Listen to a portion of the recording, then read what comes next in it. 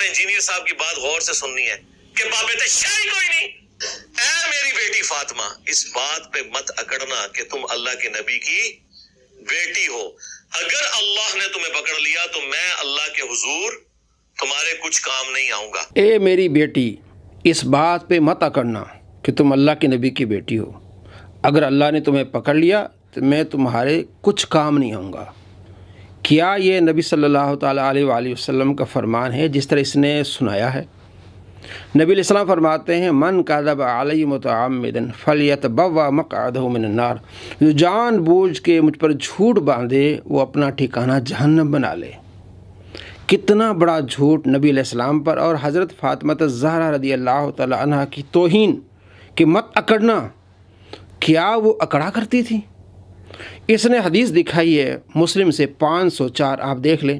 آپ علیہ السلام فرماتے ہیں یا فاطمہ تو بنت رسول اللہ صلی اللہ علیہ وسلم سلینی ما شئتی، اے فاطمہ اللہ کے رسول کی بیٹی، سوال جو کرنا ہے مجھ سے کر لے۔ لا اغنی عنک من اللہ شیئا، میں اللہ سے تمہیں بے پرواہ نہیں کرتا۔ یہ نہیں کہ اللہ نے تمہیں پکڑ لیا میں تمہیں چھڑا نہیں سکتا۔ کتنا بڑا فرق ہے کہ میں تمہیں اللہ سے بے پرواہ نہیں کرتا۔ اس کا مطلب یہ کہ یہ نہ سمجھنا کہ میں اللہ کے نبی کی بیٹی ہوں تو میں سب کچھ چھوڑ دوں، نہیں، عمل جاری رکھنا ہے، عمل کرنا ہے۔ کہاں ہے کہ مت اکڑنا؟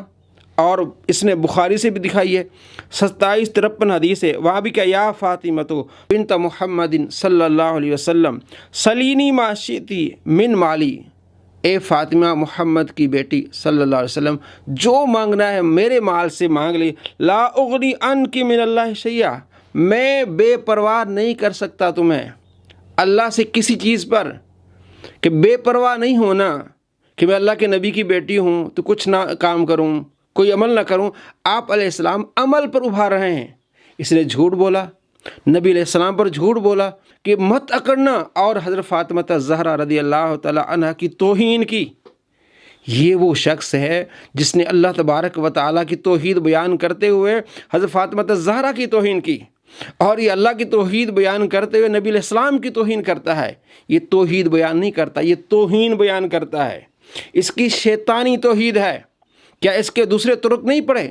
دوسرے طرق میں یہ ہے، مسلم اس سے پہلے حدیث 501، آپ علیہ السلام فرماتے ہیں غیر ان لکم رحمن، ہاں میرا تم سے ایک صلہ رحمی کا معاملہ ہوگا، سأبللھا ببلالھا، ہاں اس کا تمہیں صلہ ملے گا، تلچھٹ ملے گی، اس کے تمہیں ایک راحت ملے گی، یعنی میری رشتہ داری کی وجہ سے تمہیں سکون ملے گا، تمہیں برکتیں ملیں گی۔ ترمذی شریف میں حدیث ہے 2438، آپ علیہ السلام فرماتے ہیں یدخل جنت بشفاعت رجل من امتی اکثر من بنی تمیم، ایک میرے بندے کی شفاعت کی وجہ سے بنی تمیم کے قبیلے کے زیادہ لوگ، اس سے یعنی اس قبیلے سے زیادہ لوگ جنت میں داخل ہو جائیں گے، ایک بندے کی شفاعت کے سبب۔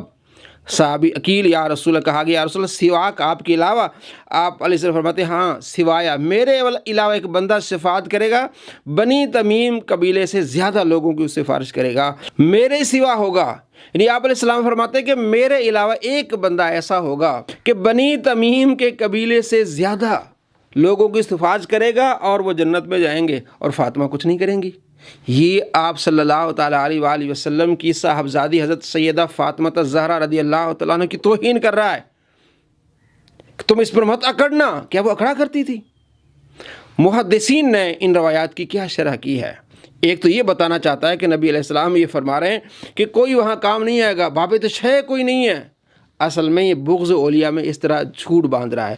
بغض اولیاء میں آ گیا جس میں اللہ تبارک و تعالیٰ فرماتا بخاری میں کہ من عادی لی ولی فقد آذنت بالحرب، جس نے میرے کسی ولی سے عداوت رکھی اسے میرا اعلان جنگ ہے، اس سے میرا اعلان جنگ ہے۔ تو اس طرح اعلان جنگ کر رہا ہے اور ذلیل ہو رہا ہے۔ کس طرح سید کائنات فاطمہ الزہرا رضی اللہ تعالی عنہا کی توہین کر رہا ہے اور شیطانی توحید بیان کر رہا ہے۔ محدثین اسی روایت کے بارے میں کیا کہتے ہیں؟ مسلم شریف جو حدیث ہے، نبی علیہ السلام فرماتے ہیں کہ اے فاطمہ تم اپنی جان کو دوزخ کی آگ سے بچاؤ، البتہ میرا تمہارے ساتھ رحم کا رشتہ ہے، جو مسلم میں 501 ہے، اور میں عنقریب اس کی تراوٹ تم کو پہنچاؤں گا۔ اس کی تراوٹ مسلم شریف کی اس حدیث کی اشارہ کرتے ہوئے قاضی ایاز ابو العباس احمد بن عمر قطبی، امام نووی رحمۃ اللہ علیہ، سارے کہتے ہیں کہ اس سے مراد یہ کہ آپ صلی اللہ تعالیٰ علیہ وآلہ وسلم انہیں فائدہ پہنچائیں گے، انہیں سکون پہنچائیں گے۔ اور امام ملا علی قاری رحمۃ اللہ علیہ فرماتے ہیں کہ آپ علیہ السلام نے جو یہ فرمایا کہ لا اغنی عنک من اللہ شیئا، میں اللہ تبارک و تعالیٰ سے تمہیں بے پرواہ نہیں کرتا، یا یہ مانا کہ اللہ تبارک و تعالیٰ اگر کسی کو پکڑنا چاہے تو میں اسے نہیں چھڑا سکتا، کیونکہ آپ علیہ السلام جو چھڑائیں گے، سفارش کریں گے، اللہ کی عطا سے کریں گے۔ اللہ تبارک و تعالیٰ نے آپ علیہ السلام کو یہ شان عطا فرمائی ہیں، اور آپ کے سبب سے آپ کے صحابہ، تابعین، محدثین، علماء، یہاں تک کہ چھوٹے بچے بھی سفارش کریں گے، قرآن سفارش کرے گا، روزہ سفارش کرے گا۔ یہ کیسی شیطانی توحید بیان کر رہا ہے کہ میں تمہارے کام نہیں آؤں گا۔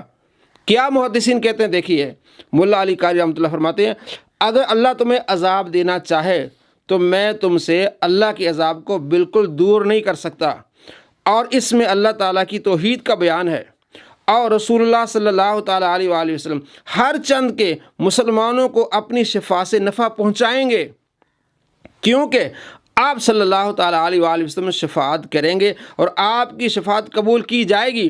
لیکن آپ نے یہاں مطلق نفع رسانی سے منع فرمایا تاکہ انہیں عذاب سے ڈرائیں۔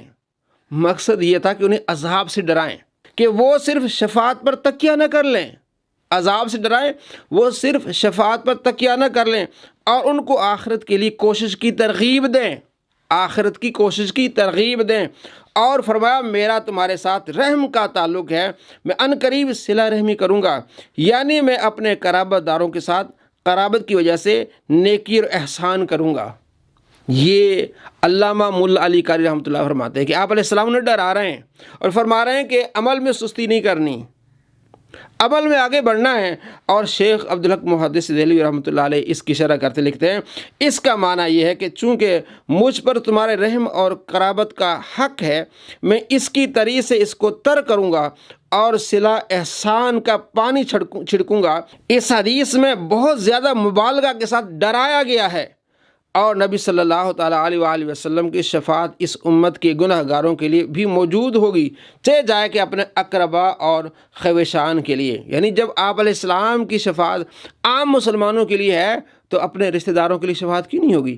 آپ یہ عذاب سے ڈرا رہے ہیں، عمل پر ابھار رہے ہیں، اور احادیث سے ان کے حق میں شفاعت ثابت ہے۔ اس کے بعد اللہ تبارک و تعالیٰ کی بے نیازی کا خوف باقی ہے۔ اب فرماتے ہیں اللہ تبارک و تعالیٰ کی بے نیازی اور خوف دلا رہے ہیں آپ علیہ السلام کہ اگر اللہ نے آپ کو پکڑ لیا تو میں اللہ کے مقابلے میں آ کے نہیں تمہیں چھڑاؤں گا، تم اللہ تبارک و تعالیٰ کی عبادت میں آگے جاؤ۔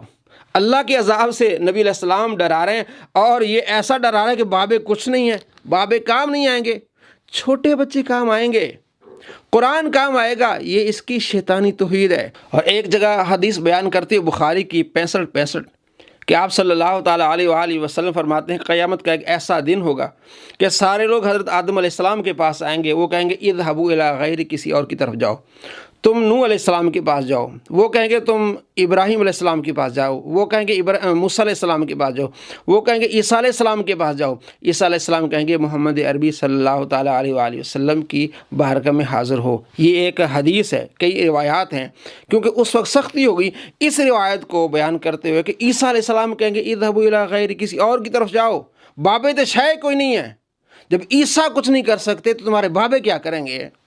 یہ شیطانی توحید ہے۔ قیامت کے کئی پورشن ہوں گے، ایک ایسا حصہ ہوگا جس میں اللہ تبارک و تعالیٰ بہت زیادہ ناراض ہوگا، کوئی بھی اللہ تبارک و تعالیٰ کی بارگاہ میں جانے سے ڈرے گا۔ پھر آپ صلی اللہ تعالیٰ علیہ وآلہ وسلم شفاعت کریں گے، اور یہ شفاعت کبریٰ اس کو کہتے ہیں۔ نبی علیہ السلام جب شفاعت کریں گے تو اس کے بعد مسلمان ایک دوسرے کی شفاعت کریں گے، پھر قرآن شفاعت کرے گا، پھر بچے شفاعت کریں گے، پھر صحابہ شفاعت کریں گے۔ یہ احادیث ہیں۔ اگر اس پورشن کو لیا جائے، حدیث کے اس حصے کو لیا جائے کہ عیسیٰ علیہ السلام بھی ڈر رہے ہیں تو بابے شے نہیں ہے، پھر قرآن شے نہیں ہے۔ قرآن میں نبی علیہ السلام فرماتے قرآن شفاعت کرے گا، روزہ شفاعت کرے گا، بچے شفاعت کریں گے، صحابہ شفاعت کریں گے، تو پھر آپ توہین کرنے لگ جائیں گے۔ یہ ہوتی ہے شیطانی توحید۔ یہ جو حدیث ہے بخاری کی 65 یہ اس واقعے کی طرف اشارہ ہے، شروع میں جب اللہ تبارک و تعالیٰ ناراض ہوگا، اور جب یہ سفارش کا دروازہ کھلے گا۔ نسائی میں حدیث ہے، حضرت ابو سعید خدری رضی اللہ تعالیٰ فرماتے ہیں کہ میں نے رسول اللہ صلی اللہ تعالیٰ علیہ وآلہ وسلم کو فرماتے سنا، تم دنیا میں اپنے حق کی خاطر اتنا نہیں جھگڑتے جتنا جھگڑا مومن اپنے رب تبارک و تعالیٰ سے اپنے مسلمان بھائیوں کے بارے میں کریں گے۔ جو آگ میں داخل کیے جائیں گے، مسلمان اللہ تبارک و تعالیٰ کی بارگاہ میں جھگڑا کریں گے کہ اللہ ان کو بخش دے، وہ مومن کہیں گے اے ہمارے رب، یہ ہمارے وہ مسلمان بھائی ہیں جو ہمارے ساتھ نمازیں پڑھتے تھے، کہتے بابے تو ہے کو نہیں، نمازی ایک دوسرے کو نکالیں گے، روزے رکھتے تھے، حج کرتے تھے، تو ان کو آگ میں ڈال دیا تو نے اس کو۔ اللہ تبارک و تعالیٰ کی بارگاہ میں جھگڑیں گے، نمازی جھگڑیں گے، کہتے بابے تو ہے کوئی نہیں۔ اور ایک جگہ کہتا ہے فاطمہ زہرا رضی اللہ تعالیٰ عنہ کی یہ حال ہے کہ فاطمہ میں تمہیں بچا نہیں سکتا، تو رابعہ بصری ہے کوئی نہیں۔ یہ شیطانی توحید ہے۔ ابھی حدیث دیکھیں، صحیح حدیث کیا ہے، آپ صلی اللہ تعالیٰ علیہ وآلہ فرماتے ہیں مومن جھگڑیں گے جس طرح تم ایک دوسرے کے معاملے پر جھگڑتے ہو، ایک دوسرے سے کوئی چیز لیتے ہو، اس سے زیادہ جھگڑیں گے کہ اللہ مسلمان یہ میرا بھائی ہے، میرے ساتھ اس نے حج کیا، میرے ساتھ اس نے روزہ رکھا ہے، اس کو تو نے آگ میں کیوں ڈالا ہے؟ اللہ تبارک و تعالیٰ فرمائے گا جاؤ جنہیں تم پہچانتے ہو ان کو نکال لے آؤ۔